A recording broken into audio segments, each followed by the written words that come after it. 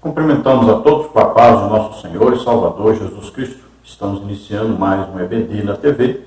Eu sou o pastor Henrique, moro atualmente em Americana, São Paulo. Antes morava em Imperatriz, Maranhão. Se você deseja nos convidar para estarmos aí, entre em contato conosco. Meu telefone ainda é o mesmo, DDD 99, e o telefone 991520454. O telefone da minha esposa, a irmã Edna, DDD 019, que é aqui de Americana, São Paulo, e o telefone 98448-2187. Meu e-mail, Henrique, LHAS, minhas iniciais, @hotmail.com. Eu abri aqui em Americana, recentemente, uma igreja, Assembleia de Deus. Se você deseja nos ajudar, nós colocamos aí, conta, tem aí na Caixa Econômica, tem aí Bradesco, e tem aí o Banco do Brasil, o nome da minha esposa, Banco do Brasil. E tem aí o Pix, que é o meu CPF. Ajude-nos, nós estamos precisando da sua ajuda. Dê um like aí no vídeo e aí tem inscrever-se, inscreva-se no nosso canal para sempre que nós lançarmos algum vídeo você poder assistir. Neste trimestre nós estamos estudando nas revistas da CPAD com o tema O Verdadeiro Pentecostalismo. A atualidade da doutrina bíblica sobre a atuação do Espírito Santo. Comentários aí da CPAD do pastor Ezequiel Soares. Hoje estaremos estudando a lição de número 8, comprometidos com a palavra de Deus. A palavra é comprometidos, né? Nosso título aí, comprometidos. O que é estar comprometido? É quando você dá a sua vida por esse compromisso. Então tem aí a história antiga, né? Mais de 20 anos que eu conheço, né?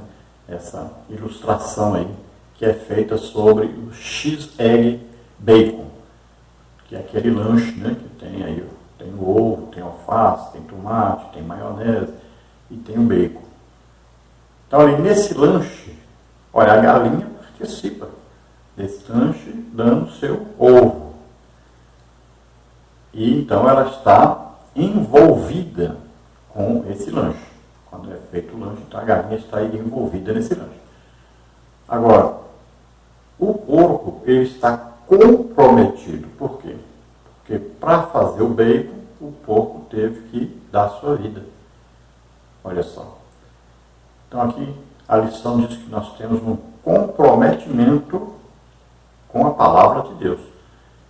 Então, no nosso culto e nossa vida cristã, nós estamos comprometidos com a palavra de Deus. Ou seja, nós damos a nossa própria vida para defender a palavra de Deus. Nossa vida toda está pautada na palavra de Deus. A palavra de Deus é a nossa única regra de fé e prática. Né?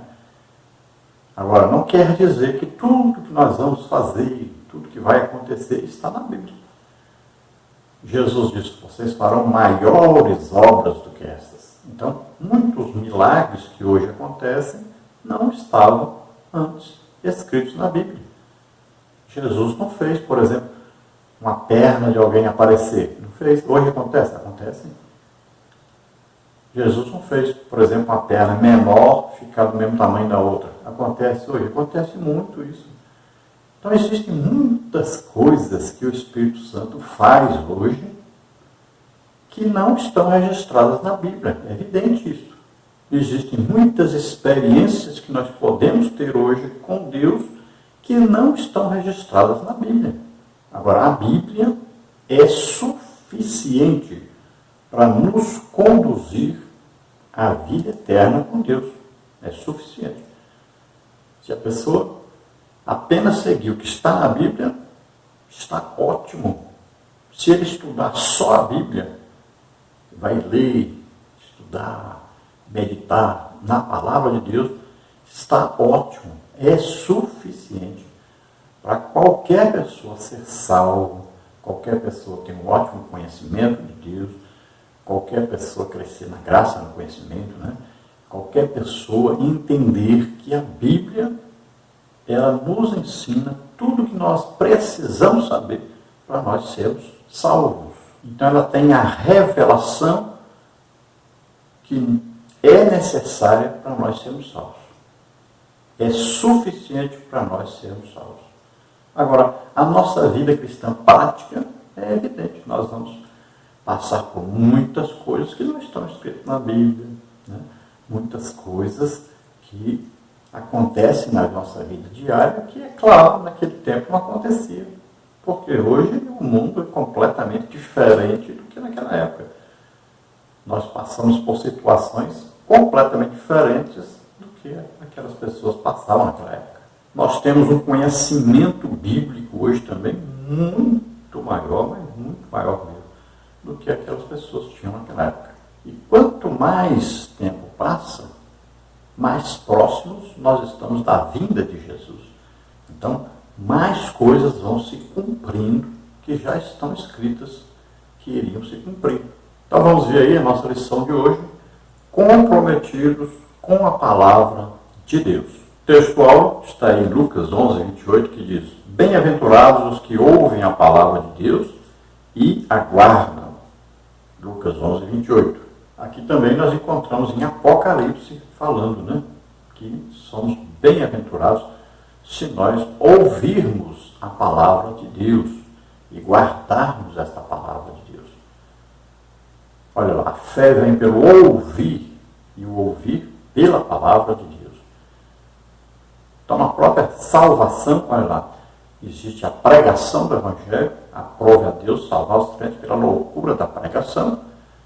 Nós ouvimos essa pregação, acreditamos, temos fé nessa pregação, e aí nós somos salvos. Como está em Efésios, né? 1,13. Em quem vós estáis, em quem? Em Jesus Cristo. Quando? Desde quando? Desde que você ouviu a pregação da palavra de Deus, o Evangelho da nossa salvação, que está escrito na palavra de Deus.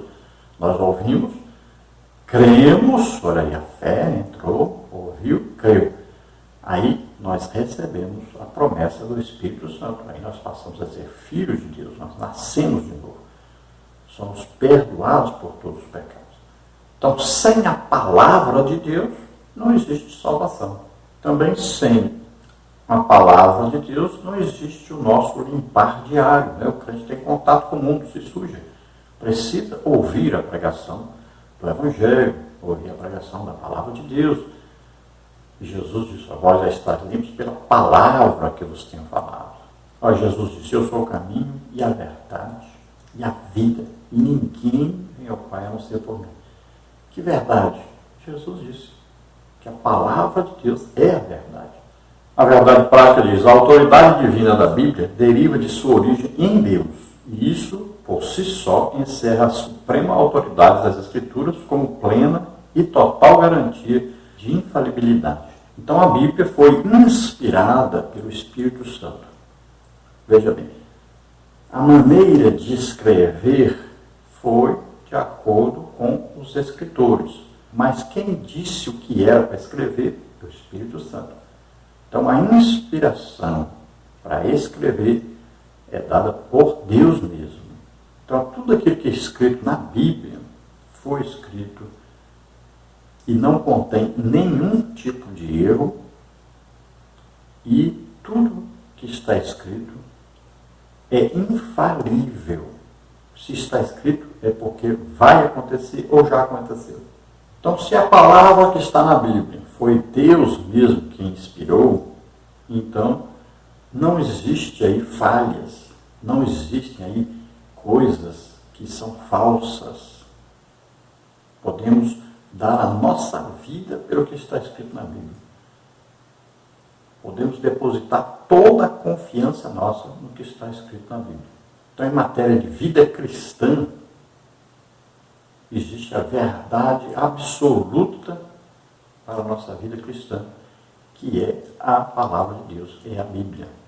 Não existe autoridade maior sobre a terra que nós podemos aí pesquisar, né, para podermos aprender sobre Deus, sobre a nossa vida cristã, do que a Bíblia. Não existe homem nenhum que possa falar alguma coisa para nós mais importante do que o que está na Bíblia. Então não existe nenhum ser humano na Terra que possa ensinar para nós algo superior ao que está na Bíblia. A leitura bíblica em classe dessa lição está aí na segunda carta do apóstolo Paulo a Timóteo, capítulo 2, versículos de 14 a 19, e na segunda epístola de Pedro, capítulo 1, versículos 20 e 21. Então, a segunda carta do apóstolo Paulo a Timóteo, capítulo 2, versículos 14 a 19, diz: traze estas coisas à memória, ordenando-lhes diante do Senhor que não tenham contendas de palavras, que para nada aproveitam e são para a perversão dos ouvintes. Procura apresentar-te a Deus aprovado, como obreiro que não tem de que se envergonhar, que maneja bem a palavra da verdade. Mas evita os falatórios profanos, porque produzirão maior impiedade. E a palavra desses roerá como gangrena, entre os quais são Himeneu e Fileto, os quais se desviaram da verdade, dizendo que a ressurreição era já feita, e perverteram a fé de alguns. Todavia, o fundamento de Deus fica firme, tendo este selo: o Senhor conhece os que são seus, e qualquer que profere o nome de Cristo, aparte-se da iniquidade. Segunda epístola de Pedro, capítulo 1, agora, a partir do versículo 20, diz: sabendo primeiramente isto, que nenhuma profecia da Escritura é de particular interpretação, porque a profecia nunca foi produzida por vontade de homem algum, mas os homens santos de Deus falaram inspirados pelo Espírito Santo. Então aí a importância de estudarmos a palavra de Deus para aprendermos, para ensinar as pessoas, para pregar para as pessoas, para dizer aquilo que Deus quer falar com as pessoas, para que elas sejam salvas.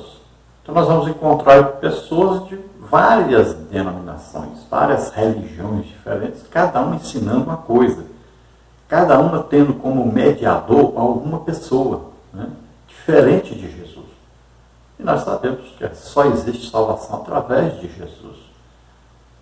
E é muito importante procurarmos sempre uma igreja onde se fala do sangue de Jesus, onde se fala do sacrifício de Jesus, onde se fala da ressurreição de Jesus, onde se fala da vinda de Jesus no arrebatamento. E onde, é claro, onde acontecem os sinais, prodígios e maravilhas. Por quê? Se nós lemos os evangelhos, metade dos evangelhos falam de sinais, prodígios e maravilhas. Sempre. Aí milagres e mais milagres. Então, se esta igreja que você frequenta não existe a confirmação de Deus desse evangelho que está sendo pregado aí, isso não é a igreja de Jesus Cristo.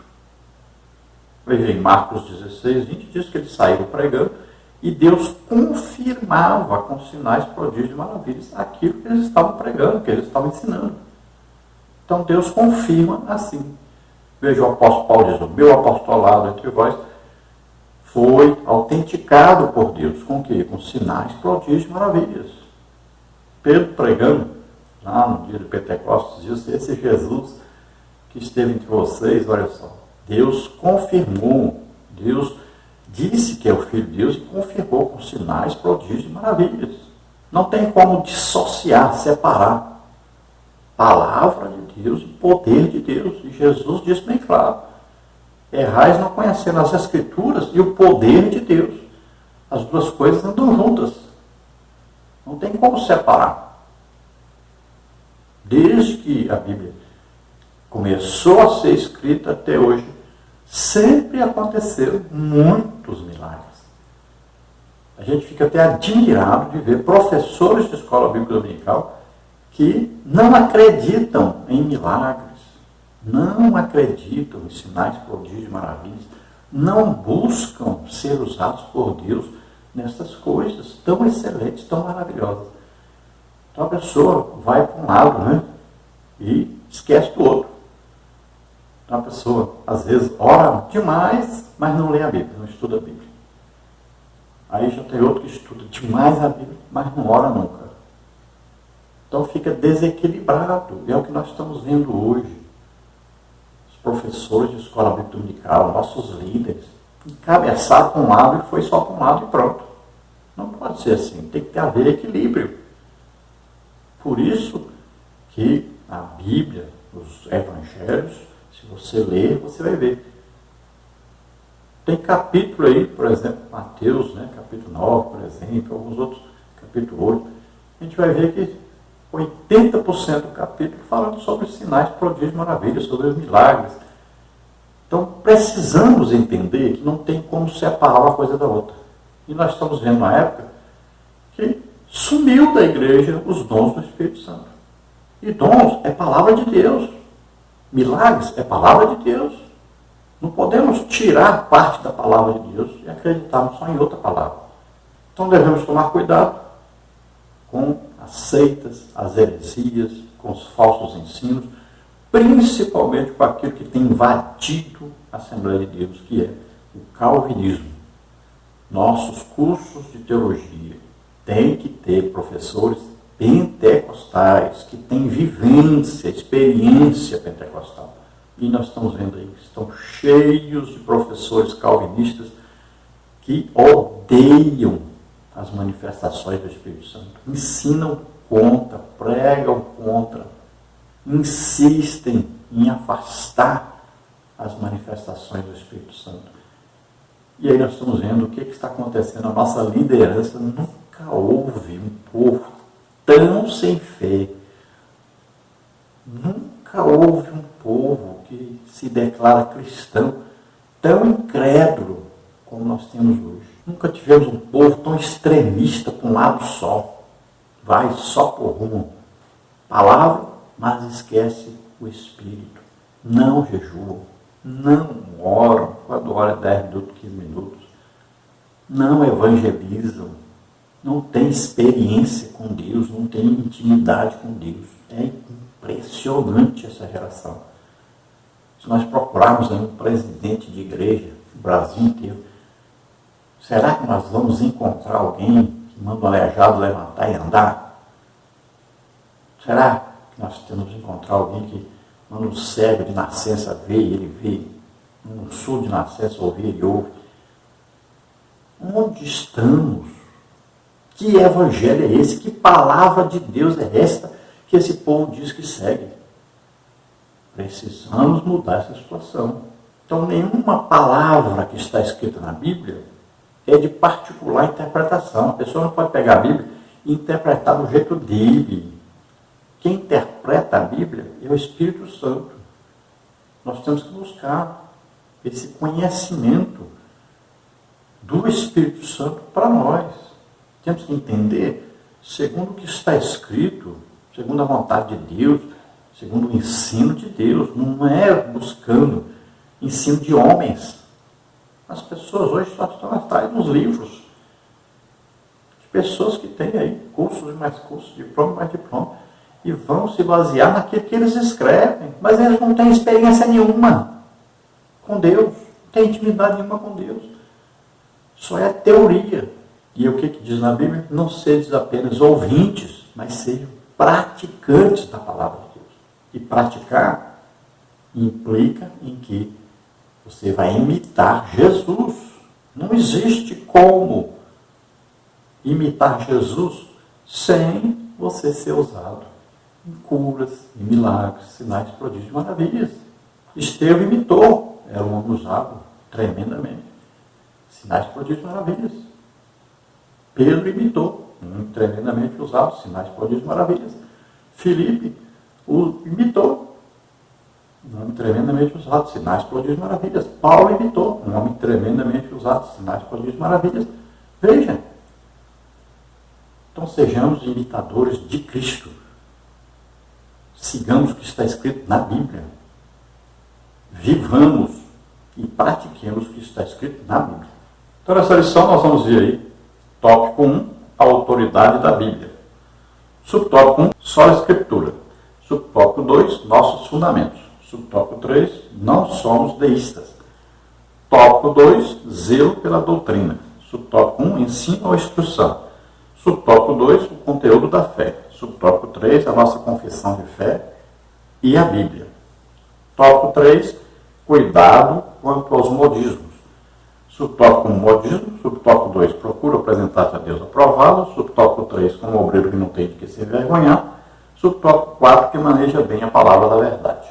Lembrando aos irmãos que todos os slides que nós usamos aqui estão disponíveis aí no nosso blog e também no SlideShare. Toda semana colocamos lá. E também lembrando aos irmãos que nós fazemos esses vídeos em 3 partes. 3 partes de aproximadamente aí 20 minutos.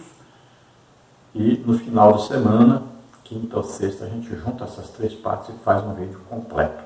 Vamos ver a introdução que diz: nós somos apegados à palavra e buscamos a orientação do Espírito Santo para nos ajudar na interpretação das Escrituras. Vamos estudar a relação dos pentecostais clássicos e a leitura da Bíblia, a maneira como nós observamos as regras gramaticais e o contexto histórico e literário para compreender melhor o texto sagrado.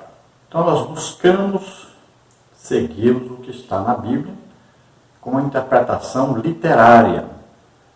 Então não há aí um torcer da palavra de Deus, um adaptar da palavra de Deus, mas nós entendemos e procuramos entender, sempre buscando a orientação, o ensino do Espírito Santo. Jesus disse: olha, ele vos ensinará todas as coisas que eu vos tenho dito. Então o Espírito Santo é o nosso professor e ele tem nos ensinado, e sempre que nós buscarmos a orientação do Espírito Santo, nós vamos entender a palavra de Deus da maneira correta. Nunca deixe aí de buscar esta orientação do Espírito Santo. O nosso maior problema hoje é que as pessoas têm buscado nos livros, nos homens, a interpretação da Bíblia, ao invés de buscar no Espírito Santo. Então, aquele que é realmente pentecostal, ele sempre vai ler a Bíblia, orar e pedir sempre a orientação, o ensino do Espírito Santo. Sempre existiu um povo que esteve aí na busca da orientação do Espírito Santo, do ensino do Espírito Santo. Sempre teve um povo fiel a Deus. Tem gente que pensa assim: não, a igreja tinha acabado, aí na reforma a igreja começou de novo. Não é assim. A reforma aconteceu na região, né, da Europa, onde o catolicismo romano dominava, mas lá também tinha os crentes verdadeiros. Em todo o mundo sempre teve aí os crentes verdadeiros.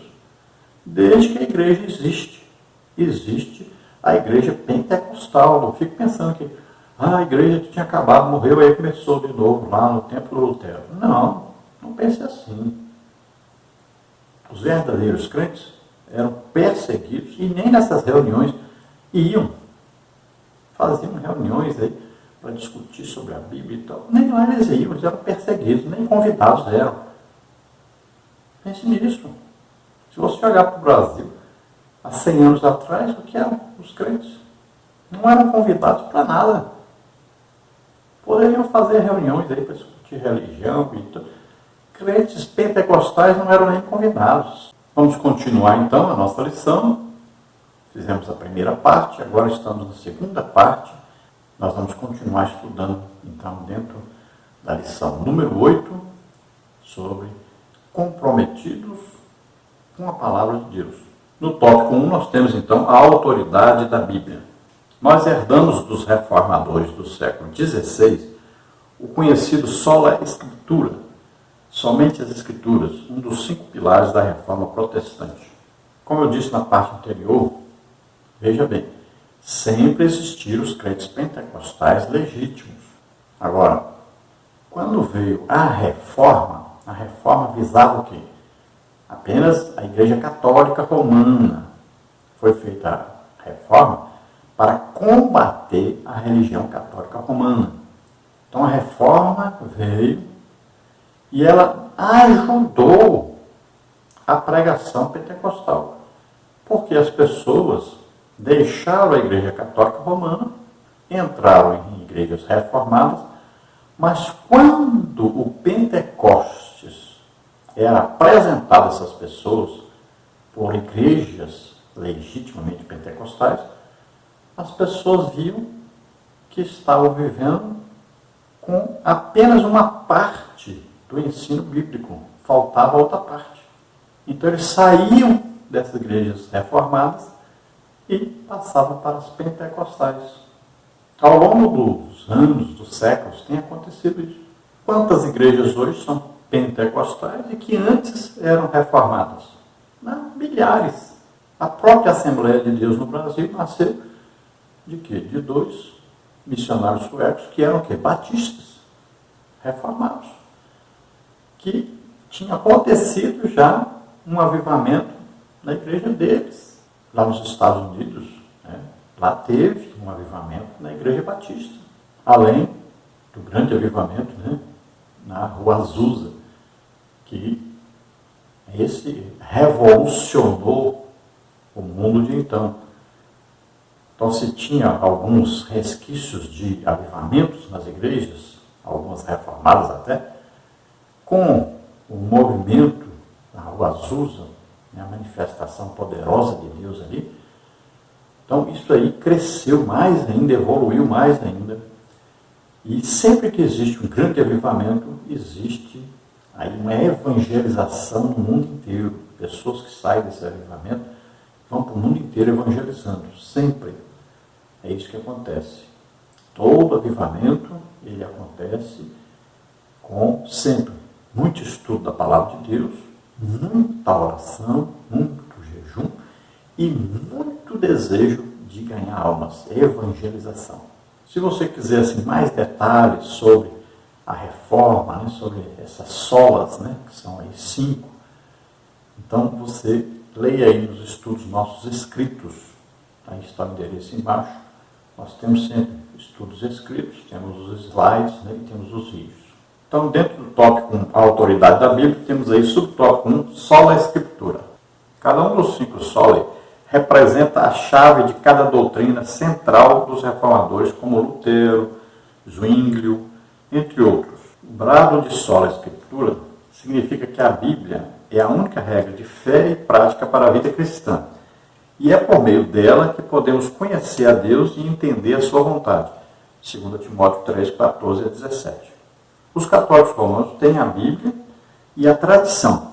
As testemunhas de Jeová têm a tradução do Novo Mundo e mais a revista Sentinela. Os mormons têm a Bíblia e mais o livro de Mormon e outras publicações como fonte de autoridade espiritual. Então veja aí quais são essas solas. Olha aí, primeira, sola escritura, quer dizer, somente as escrituras, ou seja, nossa fé é baseada na Bíblia, somente na Bíblia. Então tudo que vai acontecer nós vamos olhar na Bíblia, concorda com a Bíblia? Então está certo, está bom. Depois, solos Cristos, ou seja, somente através de Jesus Cristo é que nós somos salvos, e sempre nós vamos imitar Jesus Cristo.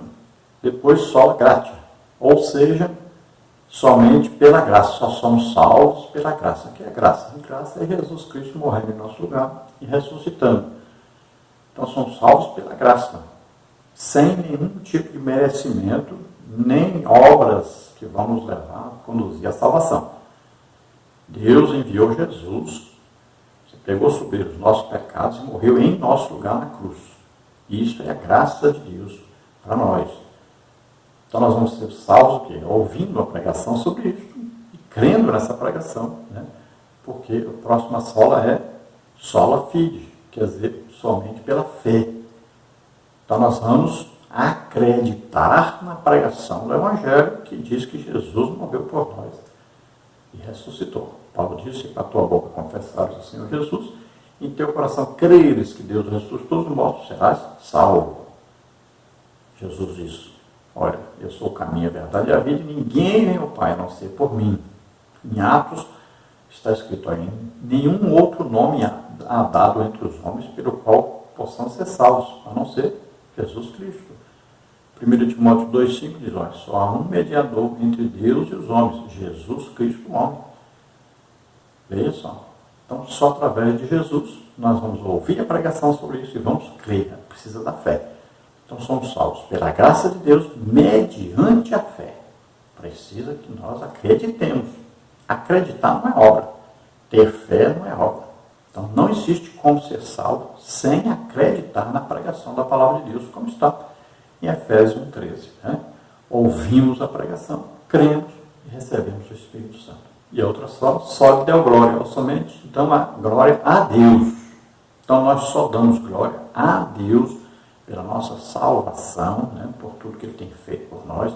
Ele nos dá o alimento, nos dá o vestuário, nos dá o trabalho, nos dá o planeta para morar, nos cuida de nós, está sempre presente conosco e sempre em ação. Então, somente a glória é para Deus. Subtópico 2, nossos fundamentos. Os pentecostais ainda são vistos por alguns não pentecostais e cessacionistas como um movimento que baseia suas crenças e práticas nas emoções e ensina a crença no cânon aberto. São interpretações equivocadas a nosso respeito. Nós cremos que a revelação canônica se encerrou com os apóstolos do Novo Testamento, 1 Coríntios 15, 8. A nossa fonte de autoridade é unicamente a Bíblia, conforme a declaração de fé das Assembleias de Deus. A Bíblia é a nossa única regra de fé e prática. Não necessitamos de uma nova revelação extraordinária ou pretensamente canônica. 2 de Pedro 1, 19 a 21. Então, esses cessacionistas, né, que são chamados, que eles mesmos se denominam aí, os reformadores, principalmente os calvinistas, que são cessacionistas, ou seja, para eles, os dons do Espírito Santo cessaram na época dos apóstolos. O batismo do Espírito Santo com a evidência de falar em línguas só foi para aquela época, eles acreditam assim. Alguns dons, eles até acreditam que ainda estão em ação. Ou seja, eles decidiram o que eles aceitam e o que eles não aceitam. Engraçado que eles dizem que seguem a Bíblia, só a Bíblia. E aí não acreditam no que está escrito na Bíblia. E a Bíblia para eles é uma coisa do passado. Não pode acontecer no presente o que está escrito na Bíblia. É impressionante, né? Eles mesmos aí se contradizem. Então são cessacionistas por isso. Aí querem agora mandar no Espírito Santo. Isso aqui você pode fazer, isso aqui não. Eles é que decidem. São autoridade maior do que a Bíblia, maior do que Deus. É impressionante, mas é esta a realidade. Então eles acham que nós vivemos por emoção, porque as manifestações do Espírito Santo acontecem na nossa igreja, e aí é evidente, quando existe a presença de Deus, as pessoas choram, né? Também, ao invés de nós ficarmos gritando aí, gol na frente da televisão, a gente grita, glória a Deus, aleluia, nós estamos na igreja, Deus está ali, nós estamos louvando, adorando a Deus, né? Aí eles ficam chateados com isso. Também, nós temos as manifestações do Espírito Santo que ocorrem no nosso meio. Você pode consultar, por exemplo, né, o diário aí do Unavingre, você vai ver que sempre existiram essas manifestações que nós vemos hoje. Lá diz, bem claro, que houve risos, gente caindo para o chão, gente pulando, gritando. Tudo isso acontecia já naquela época. Não tem novidade nenhuma. O problema nosso é que às vezes a gente não conhece nem a história da nossa própria igreja. É vergonhoso, mas é a verdade, é a realidade. Então essas manifestações assustam aqueles que não sabem, não conhecem, não participam. Você falar que aconteceu uma coisa no culto, mas você não estava no culto, você acha tudo estranho. Você não estava lá. Você não estava ali vendo a presença de Deus, Deus agindo, fazendo as coisas. Então, você de fora, vendo um relato, você acha absurdo. As coisas de Deus são assim mesmo, loucura para aqueles que não conhecem, não participam, não têm intimidade com Deus. Agora, a Bíblia, ela ensina para nós as coisas. Então nós vamos ver várias coisas que aconteciam. Por exemplo, no Antigo Testamento, os sacerdotes não conseguiam ficar de pé, porque a glória de Deus invadiu o templo. Olha só, coisa tremenda. O que acontece hoje as pessoas acham absurdo, mas aconteceu no Antigo Testamento. Então devemos buscar na Bíblia sempre tudo que nós precisamos existe ali para nos orientar, para seguirmos em frente a nossa vida cristã. Agora existe a teoria, existe a prática, existe o que está escrito na Bíblia, e nós devemos unir sempre a vida espiritual com a vida da inteligência da pessoa, né, do estudo da pessoa, com a vida intelectual. Então, espiritual e intelectual, sempre unidas essas duas coisas. Isso, tópico 3, não somos deístas. Deísmo é a doutrina que afirma a existência de Deus, mas que ele está muito longe de nós e não se envolve com os assuntos humanos. É como um relojoeiro que dá corda no relógio e esquece-se dele. Nós somos teístas, isto é, cremos que Deus não está longe de cada um de nós. Atos 17, 27. Ele está interessado no ser humano. Hebreus 11, 6. O fechamento do cânon sagrado não significa que Deus abandonou suas criaturas e seu povo. Nós cremos que Deus continua a se comunicar com seu povo por meio dos dons espirituais. Atos 2, 14 a 21. Entretanto, essa revelação não se reveste de autoridade canônica para a igreja. Deus se comunica conosco pela leitura de sua palavra, pelos dons espirituais, sonhos, visões e até pelas coisas simples do dia a dia. Atos 2, 17 e 18. Então nós somos teístas, ou seja, acreditamos que Deus está presente conosco, acreditamos que o Espírito Santo mora dentro de nós somos templo de Deus, morada de Deus na terra. Acreditamos em todas as manifestações do Espírito Santo que estão sendo vividas na igreja. Nós temos a teoria e temos a prática. Nós combinamos as duas coisas, né? Seria como um pássaro que tem duas asas. Então tem a parte teórica e tem a parte prática. Então tem a parte intelectual e a parte espiritual. As juntas é que são a verdadeira vida cristã baseada na Bíblia. Então os escritos, o cânon, chamado cânon, né, que reuniu aí os livros da Bíblia, juntou tudo e formou a Bíblia, esse livro que nós temos. Então nós acreditamos que não precisa colocar mais escrituras aí. Aí tem o que? A base para a vida cristã. Tudo que é necessário para a salvação do ser humano está aí na Bíblia. Não precisa acrescentar mais nada.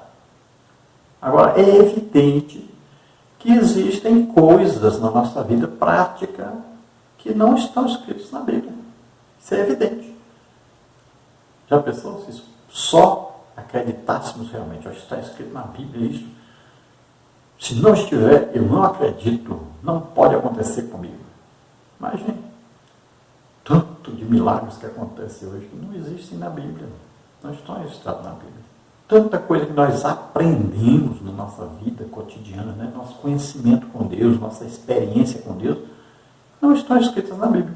Então nós temos que ter equilíbrio cristão, temos que ter um equilíbrio na nossa vida diária de lermos a Bíblia, praticarmos segundo o que está na Bíblia, sabendo que cada dia nós teremos aí novas experiências com Deus. O Espírito Santo não parou no tempo, ele continua. A igreja continua.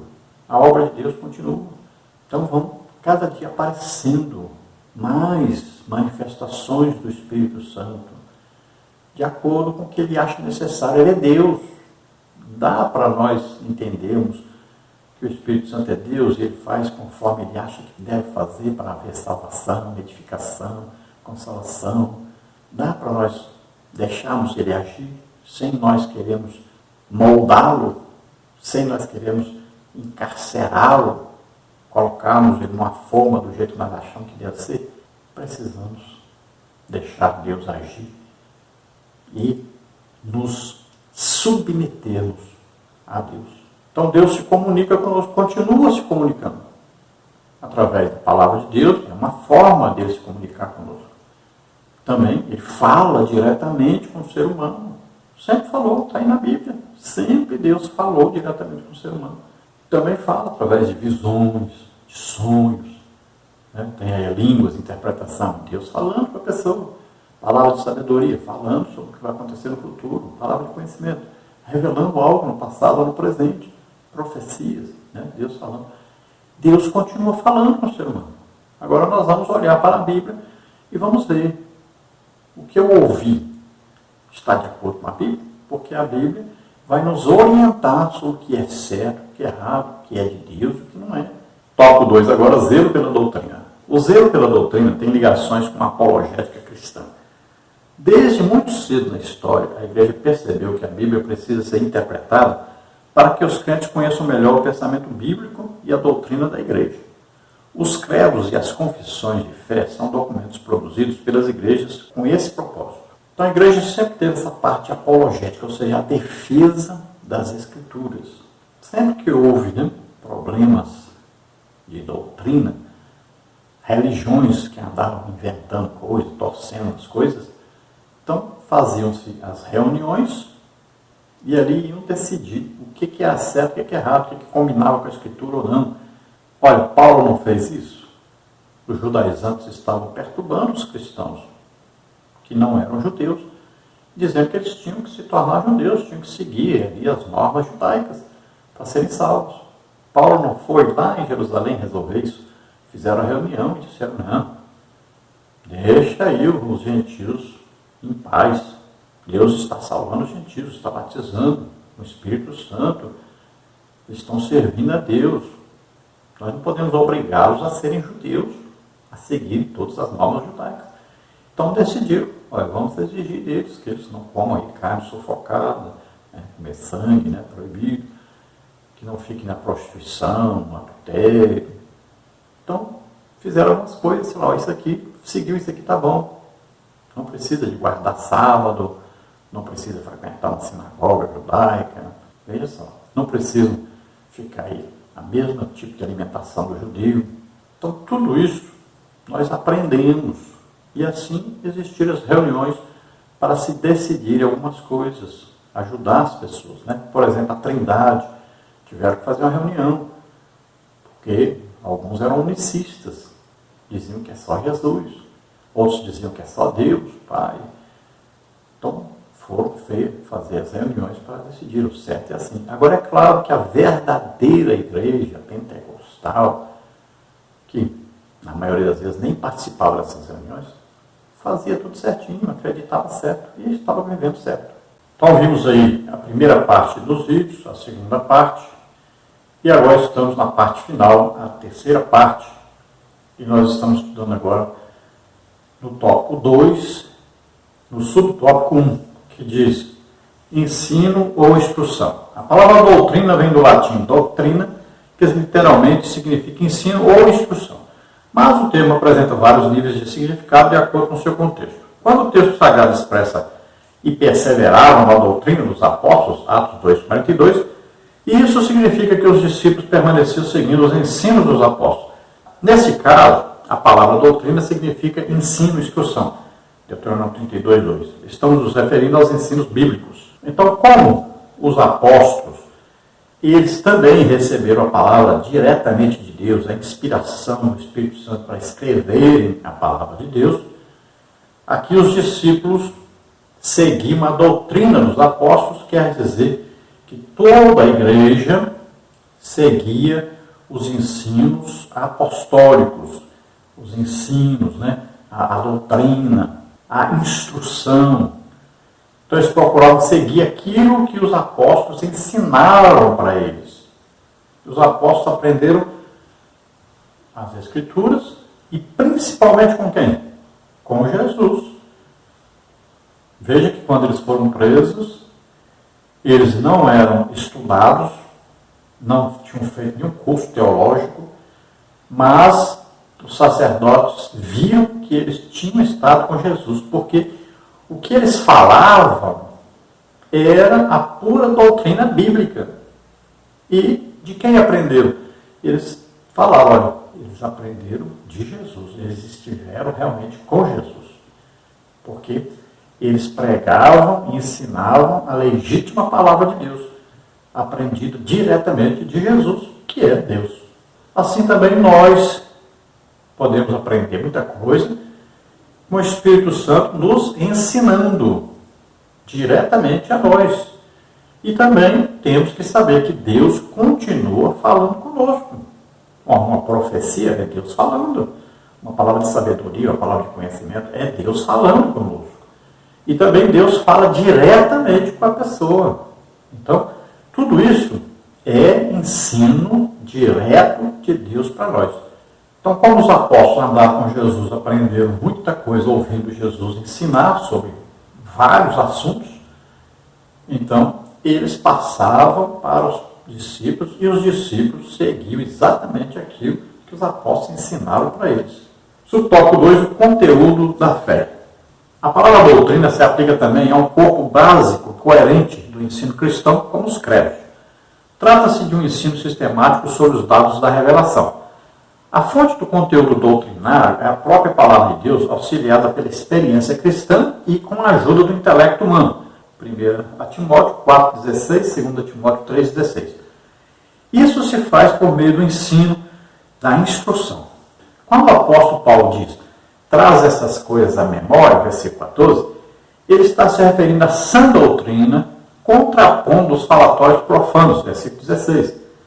Os credos e as confissões de fé são dois tipos distintos de documentos eclesiásticos, mas com o mesmo propósito, interpretar as Escrituras para sintetizar o ensino da igreja. Os credos são genéricos e as confissões de fé são mais elaboradas e específicas. Então agora a mesma palavra doutrina, que vem de instrução, que vem aí de ensino, aí se referindo à palavra dada diretamente por Deus, agora essa doutrina tem a ver também com as reuniões que se fazem na igreja, que visam construir aí um credo da igreja. Nós temos aí o credo da Assembleia de Deus, por exemplo, que é o quê? Uma confissão de fé.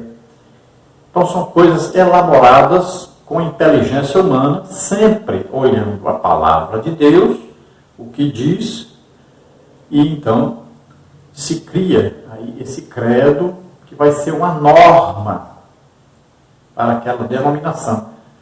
Então, em que nós acreditamos? Nós estudamos aí um trimestre todinho sobre isso, né? Em que nós acreditamos? Então, por exemplo, pentecostais, todos os pentecostais acreditam no batismo no Espírito Santo com a evidência do falar em línguas, que a gente chama língua estranha, são as línguas espirituais.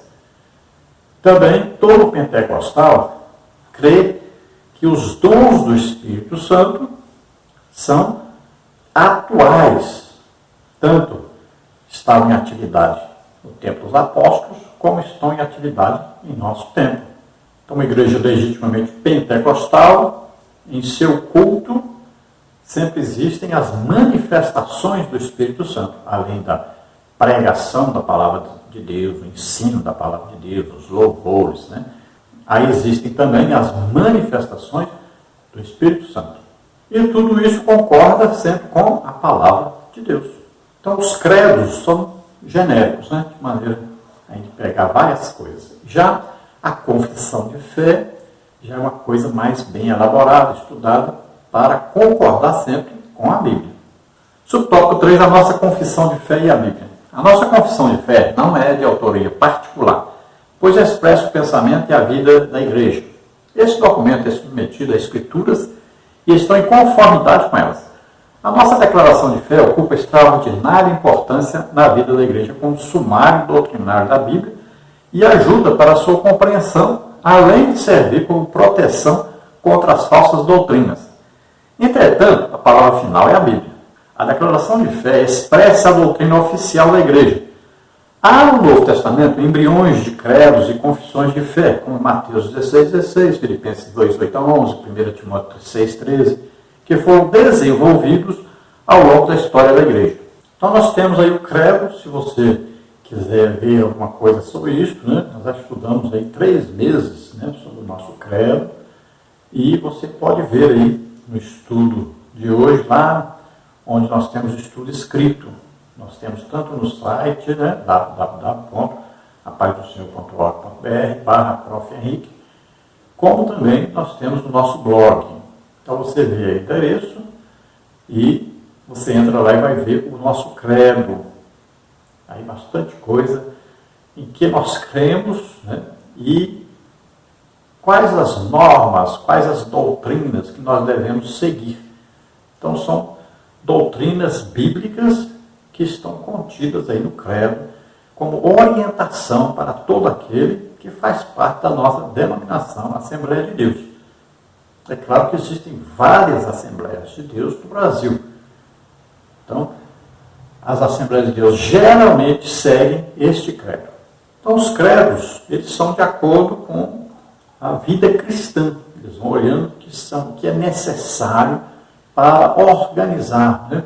Para manter o rumo correto a igreja. Por exemplo, eu abri uma igreja agora em Americana. O mesmo credo da Assembleia de Deus que foi colocado aí pela CPAD é o mesmo credo da Assembleia de Deus onde eu abri. E assim também as várias Assembleias de Deus seguem, né, como se fosse assim um mapa, né, para a gente seguir, para estar sempre dentro das Escrituras, dentro da Palavra de Deus. Tudo é colocado à prova com a Bíblia perto. Concorda com a Bíblia? Então está bem. Não concorda? Então está errado. Tópico 3. Cuidado quanto aos modismos.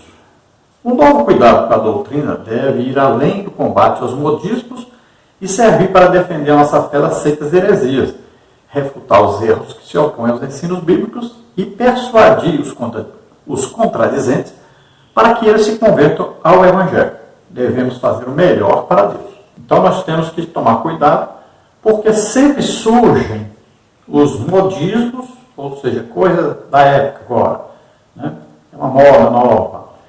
Existem as seitas, as heresias.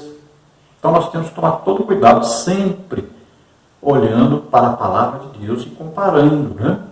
Isso aqui está certo, isso aqui condiz com o que a igreja sempre fez, aconteceu isso, há muito tempo que acontece isso na igreja, então, tudo bem, mas tem coisas que não. Então, por exemplo, a teologia da prosperidade, nós temos visto que ela tem entrado até na Assembleia de Deus, mas não tem nada a ver, né? O Novo Testamento, nós vamos dizer que não concorda com isso. Nós não temos nenhum dos apóstolos que ficou rico, aceitou Jesus e de repente ficou rico. Não existe nenhum. Então não tem base bíblica para apoiar uma doutrina destas. Confissão positiva, né? Parece mais uma coisa de feitiçaria, né? Não temos isso na Bíblia. Os apóstolos não ensinaram confissão positiva. Aí quebra de maldições, então não temos isso no Novo Testamento, nenhum apóstolo ensinando sobre isso. Então devemos tomar cuidado, porque olha, o apóstolo Paulo diz em Gálatas 3,13, Cristo nos resgatou da maldição da lei, fazendo-se maldição em nosso lugar, porque está escrito, maldito todo aquele que morrer no madeiro. Então nós temos que as nossas maldições Jesus já levou. Então nós temos que tomar cuidado e seguirmos a palavra de Deus. Então são coisas, seitas, heresias, malditismo, que vão surgindo. Agora, se nós falarmos assim, fulano levou, o pregador estava pregando, deu um lenço, uma toalhinha, para a pessoa levar e colocar no doente. Então, na nossa denominação não é normal, mas na Bíblia tem? Tem base bíblica? Tem. Os lenços e aventais de Paulo eram levados. E demônio saía, doença saía, enfermidade saía da pessoa. Então é bíblico? É bíblico. Tem gente, pessoas estão ungindo as pessoas com óleo. Tem na Bíblia? Claro, é evidente. O Tiago diz, está alguém doente entre vós, chama os presbíteros da igreja, unge o doente com óleo. A oração da fé curará o doente, se tiver pecado, serão perdoados. Então, é bíblico. As pessoas às vezes ficam assustadas com as coisas que são bíblicas. Não é? Será que eu orar por uma pessoa e ela cair ao chão é bíblico? Está lá, Daniel, Ezequiel, né? Lá os sacerdotes não conseguiam ficar em pé quando a glória de Deus invadiu o templo. Quando Jesus falou com os soldados que caíram para o chão. Então, é bíblico. E sempre aconteceu na igreja? Sempre aconteceu na igreja. Se nós olharmos aí Daniel Berg, Navini, né? Temos aí o diário, dizendo, várias vezes aconteceu isso. Aí a pessoa fica, mas sorri, fica rindo. Olha lá, no diário. Isso é coisa que sempre aconteceu na Assembleia de Deus. Quantas vezes? Às vezes você nunca participou de um avivamento, não sabe o que é isso. Na sua igreja não tem isso. Porque não existe avivamento. Mas eu já vi várias vezes acontecer, de pessoas passar a noite inteira só rindo. E você fica, qual a função disso? Não interessa, quem faz é Deus, pergunta para Ele. Você vai discutir com Deus? Coisa que Ele faz. Então, cuidado. Às vezes você está falando coisas porque você não tem uma vida avivada. Você não sabe o que é um avivamento, nunca participou de um avivamento. Fica falando que não conhece, não sabe nem a igreja, nem a história da sua própria igreja. Procure ver as pregações de John Wesley, Whitefield. Veja aí, diário de Gunavim. Você vai ver, sempre aconteceram essas coisas. Então isso não é uma doutrina bíblica, não tem isso na Bíblia dizendo, você, quando orar, a pessoa vai cair, a pessoa vai rir, não sei o quê. Não tem. Mas, o que João diz? Olha, aconteceu tanta coisa que não está escrito. Se fosse escrever tudo, os livros não caberiam. Tem muita coisa que nós não sabemos que acontecia, não foi escrito. E é coisa da igreja, coisa que sempre aconteceu com a igreja. Então fique aí espantado com as coisas que o Espírito Santo faz. Dentro desse assunto, então, vamos ver aí sobre o tópico 1, modismo. Essa palavra traz a ideia do que está na moda. Isso se aplica também no campo teológico. São os ventos de doutrina que vêm e se vão. Efésios 4,14.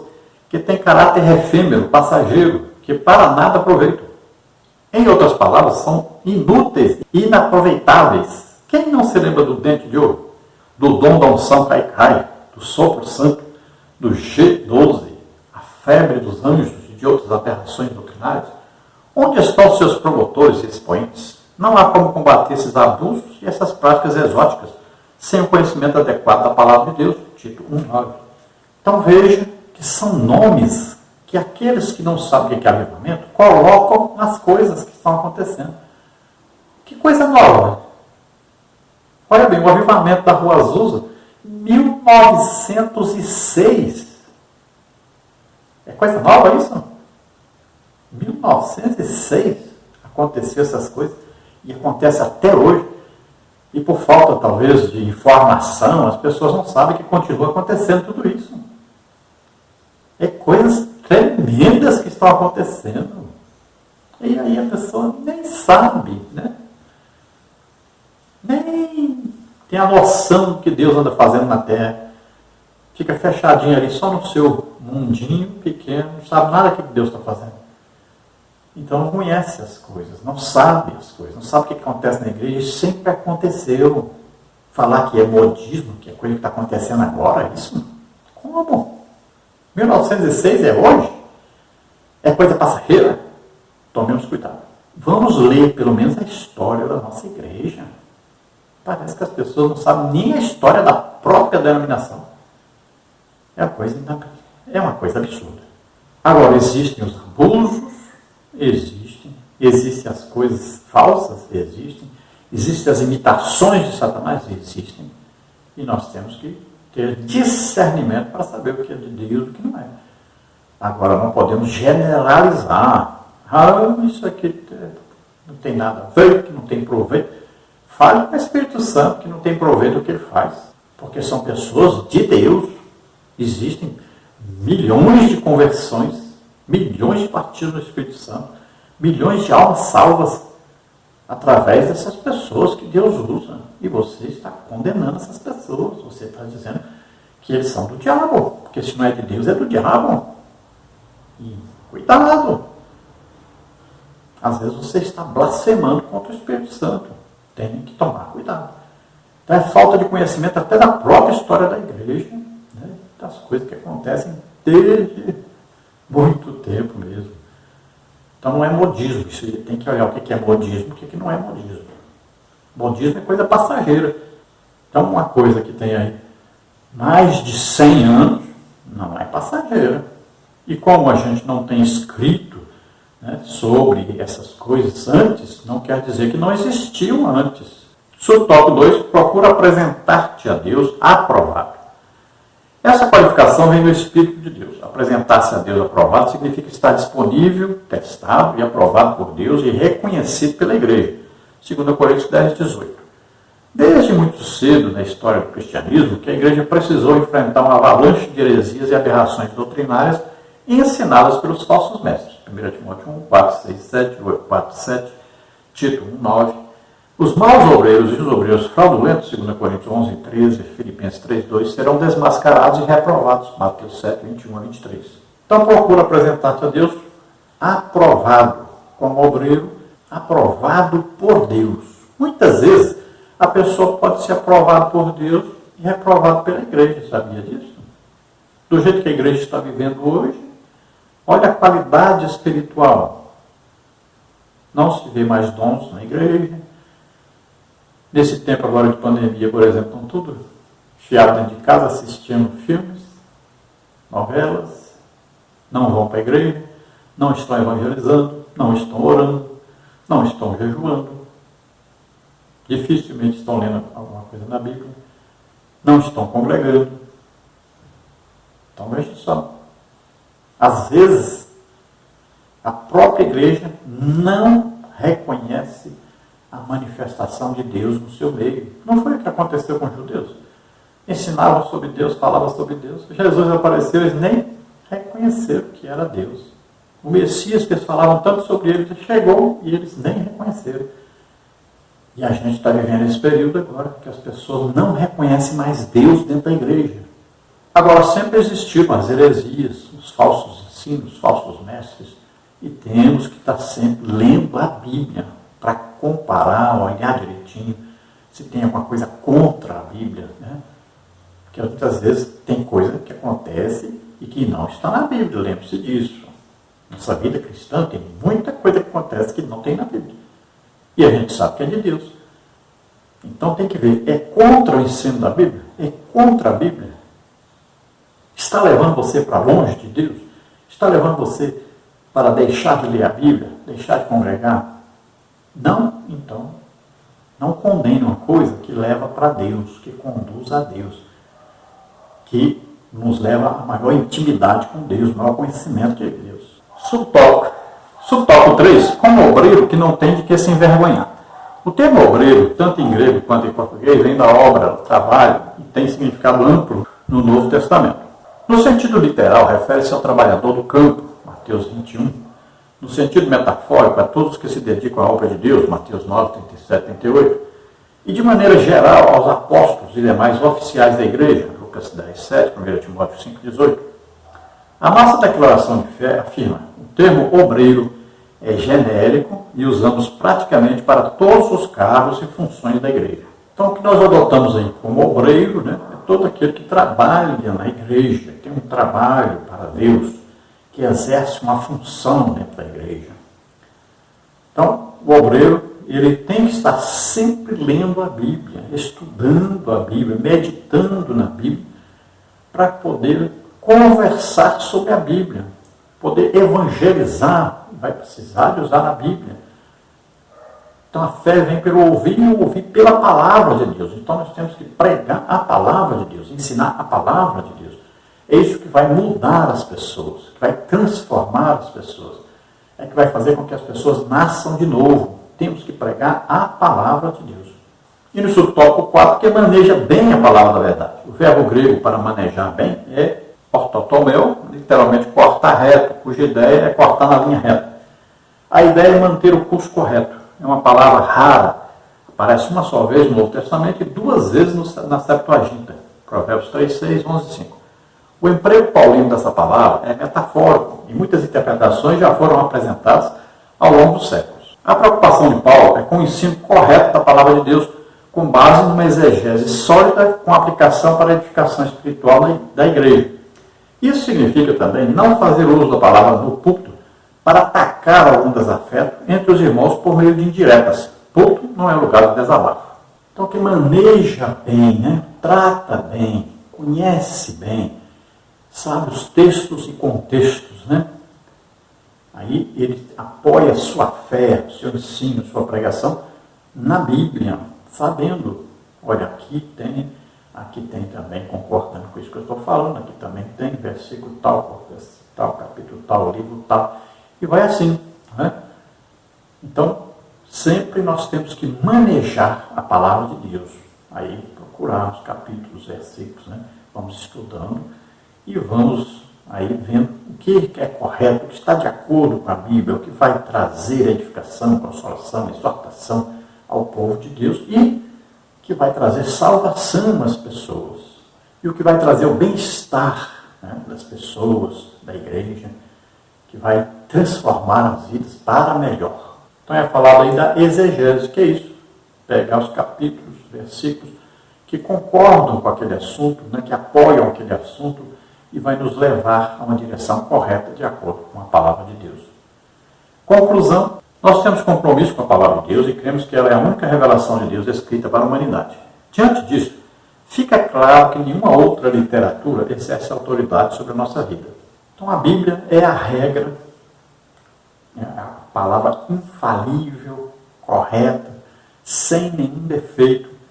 Então nós temos que pegar a Bíblia para ver se nós estamos de acordo com a Bíblia. Então ela é a verdade, é o prumo, é o correto, é o eterno. Né? Jesus diz, passarão os céus e a terra, mas as minhas palavras não passarão. Então, nós vamos seguir a Bíblia, orientar toda a nossa vida de acordo com a Bíblia. Nunca podemos ir contra a Bíblia, nunca podemos aí, pegar uma doutrina bíblica e falar assim, não é essa doutrina não está correta, é assim. Nunca podemos fazer isso. Então, a Bíblia é o que é correto. Nossa vida cristã tem que ser pautada na Bíblia. Nossa maneira de viver de acordo com a Bíblia. Seguindo sempre a Bíblia e tendo a Bíblia como a nossa orientação correta para todo o nosso viver e mirando sempre na vida eterna. Encontrarmos um dia com o Senhor. Estarmos sempre na expectativa da vinda de Jesus Cristo. Para isso, a Bíblia que vai nos conduzir. Nós olhamos para a Bíblia e vivemos e vamos seguindo. Aí sim, chegaremos ao encontro com o Senhor. Vamos orar agora. Se você, ouvindo esta palavra, assistindo os vídeos, você decidiu entregar sua vida para Deus, começar uma vida nova com Deus agora, então vamos orar agora. Aceite agora Jesus Cristo como único Senhor e Salvador. Ele deu a vida por nós na cruz, levando os nossos pecados, enfermidades, doenças, maldições, tudo que nos era contrário. Ele levou. E ele ressuscitou ao terceiro dia, está sentado à direita do Pai, intercedendo por nós. Creia nisso. Aceite agora, entregue sua vida a Deus. Vamos orar. Se você está doente ou enfermo, acredite no poder de Deus. Não é só acreditar nas Escrituras, mas no poder de Deus também. Acredite, Deus te cura agora. Vamos orar. Pai querido, em nome de Jesus te apresentamos essas vidas que se chegam a Ti. Luz te força. Mostra a eles a luz. Jesus Cristo diz, eu sou o caminho, a verdade, a vida. Ninguém vem ao Pai a não ser por mim. Jesus disse, eu sou a luz do mundo. Quem me segue não andará em trevas. Ó Senhor, mostra a eles agora Jesus Cristo, o Salvador. Salva agora, Senhor. Escreve seus nomes no livro da vida, Senhor. Aqueles que estão doentes, enfermos agora, em nome de Jesus, solta. Toca neles agora, Senhor, cura totalmente em nome de Jesus. Solta toda doença, toda enfermidade em nome de Jesus. Amém? Glória a Deus. Aleluia.